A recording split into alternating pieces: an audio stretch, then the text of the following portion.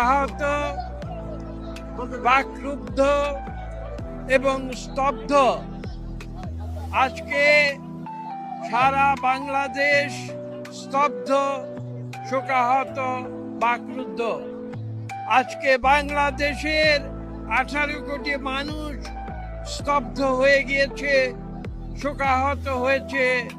তারা জানে না তারা কি বলবে।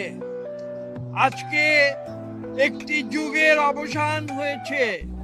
দেশনেত্রী বেগম খালেদা জিয়া, যিনি গণতন্ত্রের অতন্দ্র প্রহরী হিসেবে তার জীবনের একটি অংশ তিনি বাংলাদেশের মানুষের জন্য বিলিয়ে দিয়েছিলেন।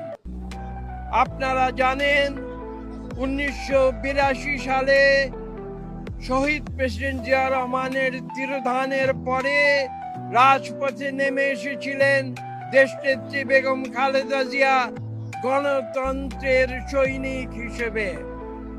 তিনি রাজপথে ছিলেন, তিনি সম্মুখের দরজা দিয়ে রাজনীতিতে প্রবেশ করেছিলেন।